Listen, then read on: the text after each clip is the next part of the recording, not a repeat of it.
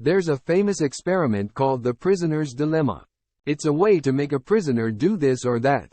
You and another person are caught at the same time and have to confess to a crime. If neither he nor I tell the truth, we'll go free with no consequences. If either of us tells the truth, I may face a more severe punishment. It's an experiment to see what kind of judgment you would make in such a situation.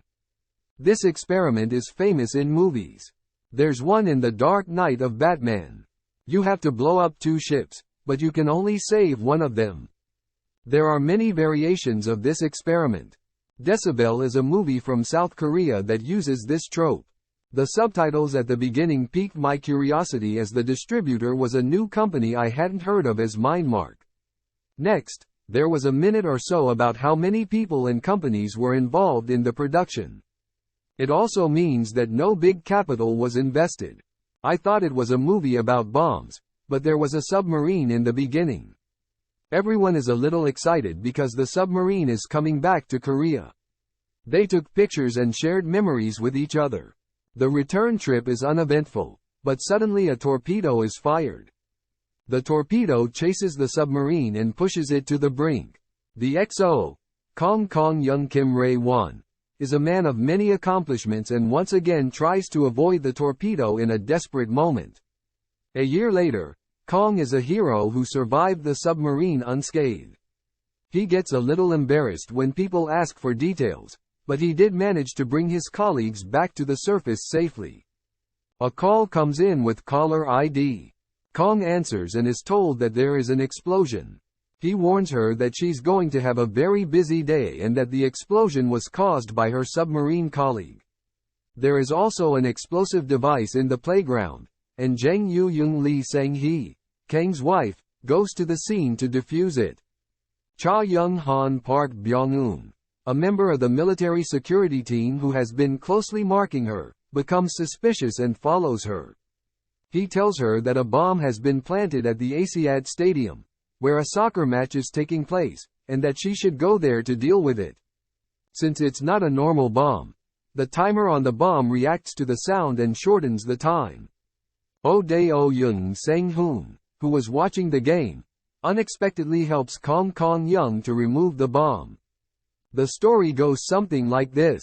Decibels are sound waves, and there is a reversible range that humans can hear. Different people hear different decibels depending on their age. In movies, decibels are associated with bombs. Unlike a regular bomb, the time it takes to detonate depends on the ambient noise. It's also associated with submarines, one of the movie's subjects. Submarines can't see out at all.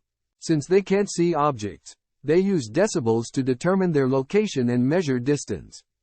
This is done by emitting sound and then returning it.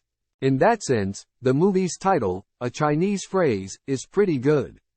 We already know who the culprit is in the movie, so it's easy to figure out who it is. It doesn't even try to hide it. Lee Jong-sok is the killer, and he has a story and a narrative. I didn't rate Lee Jong-sok very highly in the past. It's not that he can't act. After the army, he acts regardless of genre, role, and casting ratio. I feel like he's growing into a pretty good actor. She hasn't quite gotten to the point of putting her ego aside yet. Kim Rae-won still has a bit of a high-pitched voice, but she seems to have good taste in choosing movies. Of course, there is always a feeling that the roles are similar. It was nice to see him running around Busan without sacrificing his body this time. And there's nothing better than looking good in a role you know and are familiar with. The movie shows us later on why Jeon Tae-sung, played by Lee Jong-sok, would commit such an act of terror.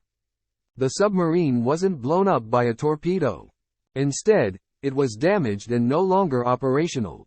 They have to hold out until they get back. The problem was that they were on their way back, so their scheduled oxygen was limited. Given the number of people on board, the oxygen would run out in half the expected time. A choice had to be made: should they all die or should some of them live? You have to make cold, hard, heartless decisions. A split-second choice can mean the difference between life and death. For that part, Jeon Tae-sung was not angry simply because he lived. He was angry because he was not told exactly what the consequences of his choice would be. I think it's a bit misguided. The movie moves the narrative along at a pretty good pace without being boring. I especially like the idea that explosives are related to decibels, which adds to the tension. If you like action, you'll definitely enjoy this movie.